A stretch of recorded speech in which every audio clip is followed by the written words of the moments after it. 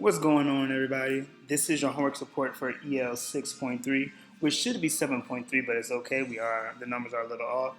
Either way, this is me helping you to analyze Climax. And that's what we did today in class. I'm going to go over this using the diagnose, but to kind of like go over the homework quickly, just knowing that those of you with the striving homework menu, if you did not finish Tale of Three Brothers, you are doing this on Tale of Three Brothers. If you are persevering homework menu, your assignment is to do this on Of Dragons and Tea.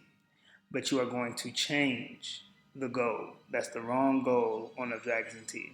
So come up with the goal yourself and complete the entire organizer. Also, for those with the striving homework menu, if you finish Tell Three Brothers, you are also doing Of Dragons and Tea for homework. All right.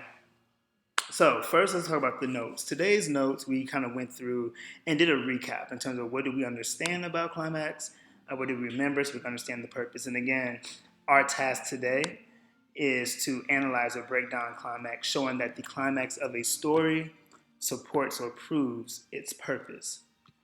All right? I'm trying to go through all this because you don't need to know those notes. We got that. So with our review, what we discussed is that we know that the climax is the point of the story where a main character goes through some change when it comes to his or her goal. Those changes involve, one, maybe their actions change. So what they did or what they said contrasts to what they did and said in the exposition when it comes to their goal. Or it could be a thought change. So what they thought in the climax is a contrast to what they thought in the exposition when it comes to their goal or about their goal. Or lastly, it can be a life change. And so something about their life in the climax is contrast or contrast what happened in the exposition. And those are like really big. We're talking about, did the character move? Did the character die? Did the character, have a family? Things that really change your life. Those are the life changes that could happen. With that, we know that when we had this organizer, which is very similar to what we did with prediction, we want to start first understanding the three areas that we focus on when we think about what helped us to understand the goal. So, start with the goal at the top. What does that main character want to do by the end of the story based on the beginning of the plot, the exposition of plot? From there, you can either think about the trait. So who is this person? What do we know about this person's characteristic or trait that told us what his or her goal is? Or what is the perspective? This actually should say perspective, not impact. So what's the perspective? Meaning, how do they feel? Do they have a negative or a positive attitude about their goal? Or lastly, it can be an impact. And by impact, we're saying what or who is causing the character in the beginning of the story to want to achieve this goal. We normally went two of the three. I would ask you to pick trait, impact, perspective, pick two of those to then predict what could happen in your climax. Today, I'm only asking you to pick one. So either pick the impact, pick a perspective, pick a trait that you're going to use to definitely check and see if the climax changed based on what happened in the beginning. So in this case, for the dying elf, I know that Oberon wants to be away from the war. He wants to be away from the war, the environment, the activity. He doesn't want to be there. I learned this from the beginning of the story based on his perspective, because he didn't seem like he felt good about being at the war. He had a very negative attitude. And the reason why I know he had a negative attitude is because he did not participate at all in the war, and he kept trying to ignore what was going on around him. And I know these were actions, so I want to try to be very clear and stick to, even though I'm in exposition, I want to stick to things that I know are happening in the climax. So that action, thought, and life, I want to constantly connect it every time I can. So I'm saying these are actions. When you don't participate, that's an action. When you try to ignore it, that's an action. And the evidence that kind of led me to that was when it said that he shut his eyes tightly like a scared child, not wanting to see what lay before him. And so that told me he was trying to ignore what was around him, which then told me he probably doesn't want to be there. He doesn't like what's going on in his environment. I could have easily used, again, my evidence first, which I try to push a lot of you to do. So when you're reading, identify your evidence. So this was the first thing I saw. and then put it into my own words. But then what does this mean? Well, what this means is he doesn't feel good about the war because he's really just trying to ignore what's happening. No, you don't have the participating part, but at least you have the ignore. It's the exact same thing. It's okay. All right? So now I'm about to go into my climax.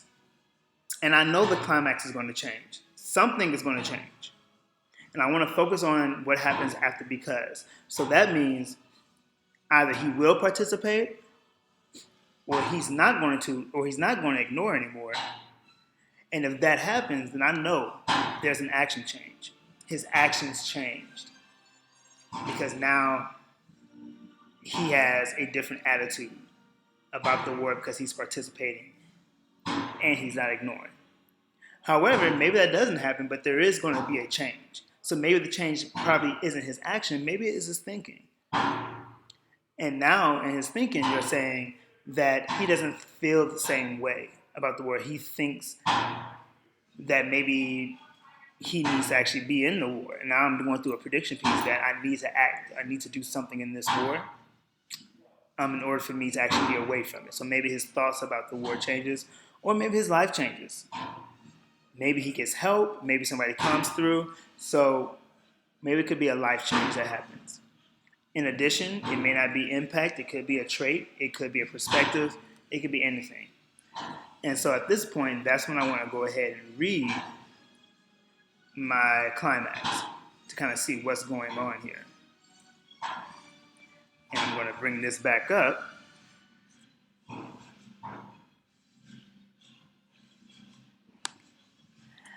And you already saw a little bit of what it is, obviously, but just kind of go through. So I would read the text as it says here. And when I read this climax, August's climax, it was this last paragraph that kind of like stood out to me. And kind of like let me know, yeah, I see the change. And here, coming right back to, since you already saw that answer, obviously, it was the moment where it says he hefted himself up to his feet, he unsheathed the blade and approached the L. And so that shows automatically those are action changes. He's getting up. He's approaching the elf that he sees.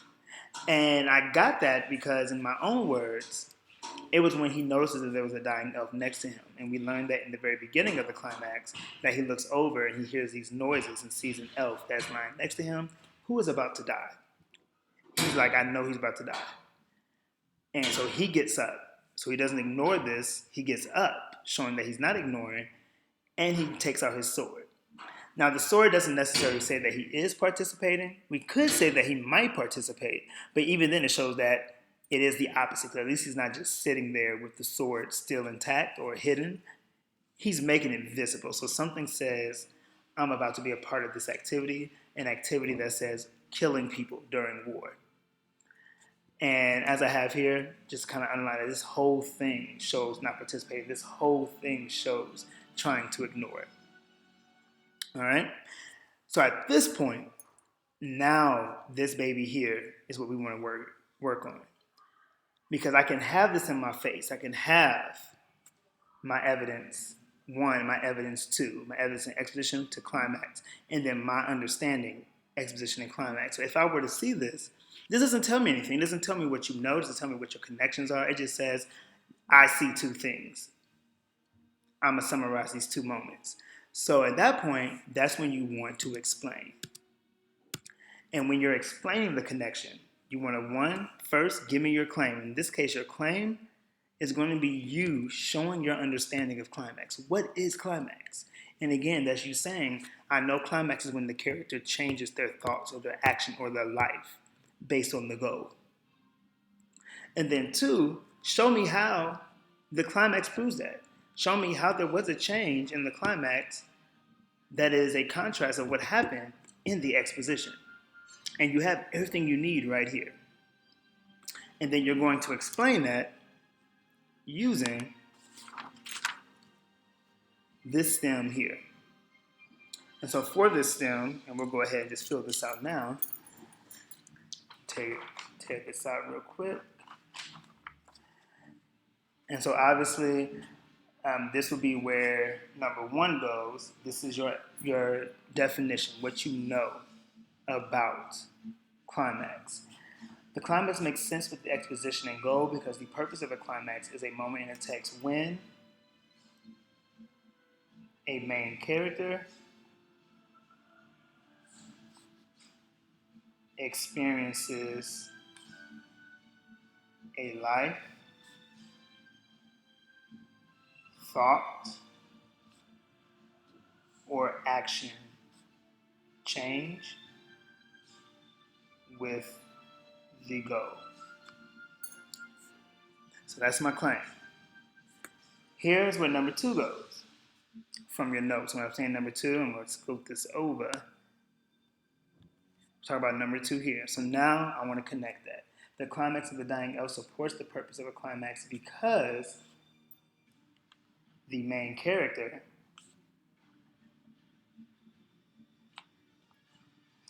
and you can do this in two ways. Either one, give your summary, give your analysis first. So in your own words, what is it based on your notes and definitions and all of that, and then provide the evidence, or start with the evidence and then go into the analysis.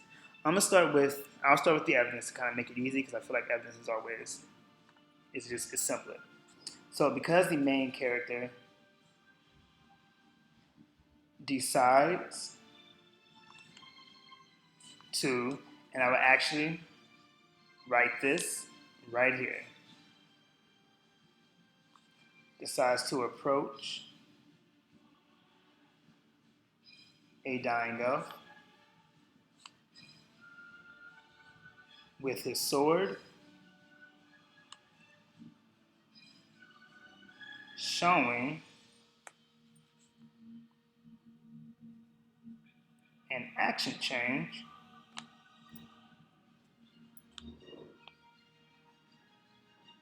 because, turn this over, I'm running out. Actually, I'll leave this open here. So because in the exposition,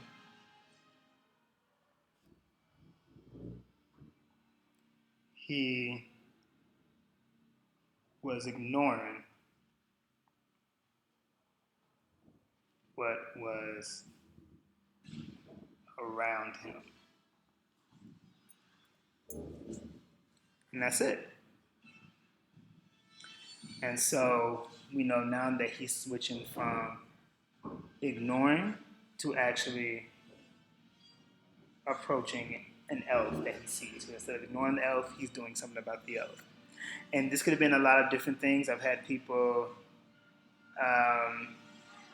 who said, I think China and Langston kind of worked together and built on one another, who mentioned that the elf, the fact that because Oberon approached the elf with his sword versus keeping his eyes shut like a scared child, shows that he's changing his actions from ignoring to participating, or from ignoring to not ignoring. And so those things also can work. But that's all I need to see. All right, so that's what this should look like. I think an easy way of going about this is definitely reading your climax first, and then based on your climax, just kind of go through and just underline evidence first, and then write down, oh, I feel like it's a life, or I feel like it's an action, or I feel like it's a thought, and keep playing the goal in your head. Oh, in the climax, I'm noticing that now his action is not the same, or I'm noticing, oh, his thinking about his goal isn't the same. I would do that first, and then connect it to what you know in the exposition. So hopefully this helps you. Good luck.